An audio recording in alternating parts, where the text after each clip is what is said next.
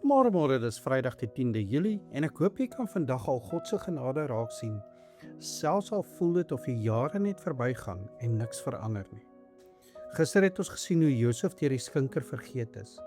Die skinker is terug paleis toe, maar Josef het agtergebly, nog steeds in die tronk, nog steeds besig om te wag. Vandag kom ons by die groot draaipunt van hierdie verhaal. Ons lees saam uit Genesis 41 vanaf vers 1. En die titel van ons dagstukkie is Die een wat die stilte verander. Nou voordat ons begin wil ek jou ouer gewoonte eers iets vra. Het jy al gevoel God vat net te lank? Jy bid, jy vertrou, jy hou aan glo, maar dit voel of niks gebeur nie. Dalk is dit hoe jy voel vandag. Miskien wag jy al lank vir 'n antwoord, vir genesing, vir werk, vir herstel. Of dalk wag jy net dat God vir jou 'n deur oopmaak. As dit is waar jy is vandag, dan is hierdie gedeelte van die Bybel ook vir jou. Nou kom ons lees saam met Genesis 41 vanaf vers 1. En na 2 volle jare het Farao gedroom dat hy langs die Nyl staan. En kyk, uit die Nyl het 7 mooi vet koeie opgekom en in die rietgras gewei. Daarna het 7 ander koeie, lelik en maar, uit die Nyl opgekom en langs die vet koeie gaan staan. Toe vreet die maar koeie die 7 vet koeie op en Farao het wakker geword. Nou moenie te vinnig oor die eerste woorde lees nie. Na 2 volle jare. 2 jaar. 730 dae. Elke oggend dieselfde tronk, dieselfde mure, dieselfde wag. Josef het nie geweet wanneer sy wagtyd sou eindig nie. Maar God het geweet. Toe, op God se tyd, gee hy vir Farao 'n droom. En nie sommer enige droom nie. 'n Droom wat die magtigste man in die wêreld wakker laat skrik. Die Nyl was die trots van Egipte. Hulle het daarop vertrou, hulle rykdom het daaruit gekom. Selfs hulle godsdiens was daarmee verweef. En juist daar begin God praat. Hy wys dat selfs die Nyl onder sy beheer is. En dan lees ons in vers 8. Die volgende môre was Farao baie onrustig. Hy het al die towenaars en wyse manne van Egipte laat roep. Hy het hulle sy droom vertel, maar niemand kon dit vir hom uitlei nie. Die slimste mense in Egipte het geen antwoord gehad nie. Al hulle kennis, al hulle ervaring, al hulle wysheid, dit was nie genoeg nie. Want wanneer God praat, kan geen mens hom stil maak nie. Maar hier is die waarheid wat jy vandag moet hoor. God het nie van Josef vergeet nie, nie vir een oomblik nie. Terwyl Josef in die tronk gewag het, was God reeds besig om alles agter die skerms reg te kry. God het nie skielik na 2 jaar onthou waar Josef is nie. Hy het dit nog altyd geweet, van die begin af.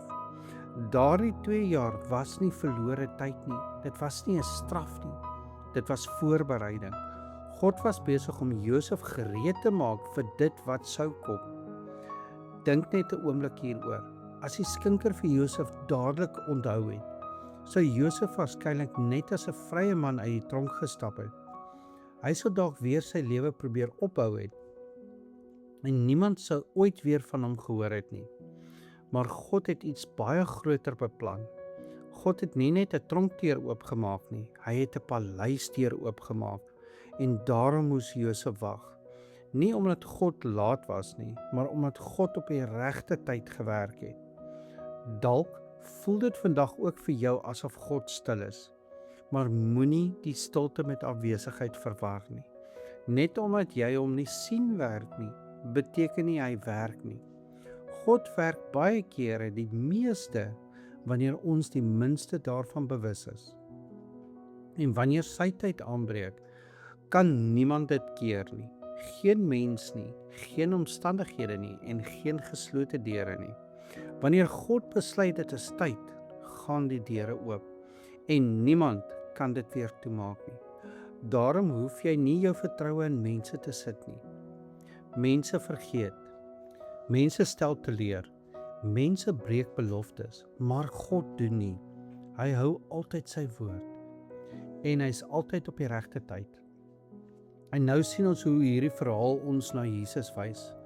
Farao het die slimste mense in Egipte geroep, maar niemand kon help nie. Hulle het al die kennis gehad, maar nie die antwoorde nie. Dit herinner ons so baie aan die wêreld vandag. Mense soek antwoorde oral. In geld, in mag, in geleerdheid, in tegnologie. Maar geen mens kan die grootste probleem van ons lewe oplos nie. Net Jesus kan. Toe Jesus aarde toe gekom het, het baie mense hom nie herken nie. Die skrifgeleerdes het die skrifte geken, die fariseërs het die wet geken, maar hulle het die verlosser gemis. Hulle het gedink hulle weet alles, maar hulle het die seun van God verwerp. Tussen die Ou Testament en die koms van Jesus was daar omtrent 400 jaar waarin God geen profeet gestuur het nie. Dit moes vir baie mense gevoel het of God stil geword het. Maar God was nie stil omdat hy niks gedoen het nie. Hy was besig om sy volmaakte plan uit te voer. En toe sy tyd aanbreek, het Jesus gekom. Presies op die regte tyd. Hy het gekom om ons sonde te dra. Hy het aan die kruis gesterf. Hy het uit die dood uit opgestaan en vandag leef en regeer hy. Dalk wag jy vandag ook. Dalk verstaan jy nie waarom God nog nie geantwoord het nie. Onthou dan, as God stil is, beteken dit nie hy het jou vergeet nie. Hy werk steeds en hy sal doen wat hy beloof het op sy tyd en op sy manier. Jy kan hom daarmee vertrou. Kom ons bid saam. Here onse God, dankie dat U nooit laat is nie. Dankie dat U altyd weet wat U doen, selfs wanneer ons dit nie verstaan nie. Here, vergewe ons wanneer ons moed verloor. Vergewe ons wanneer ons dink U het van ons vergeet, omdat ons al so lank wag. Here, help ons om nie ons vertroue in mense te sit nie, maar in U alleen. Dankie dat U net soos met Josef ook besig is om in ons lewens te werk, al kan ons dit nie altyd sien nie.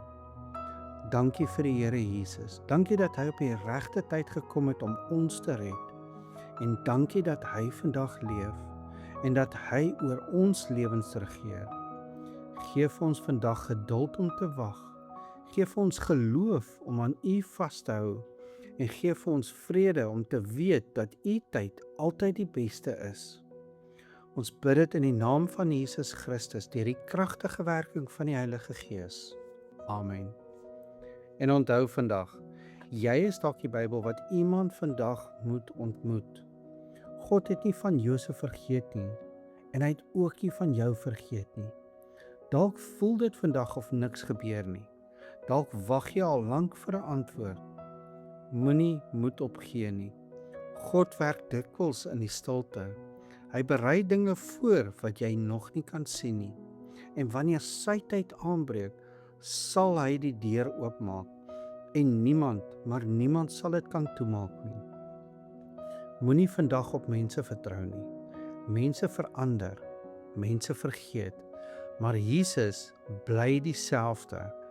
Hy is getrou en hy hou sy woord en hy sal jou nooit alleen los nie. Ek hoop jy het 'n geseënde Vrydag.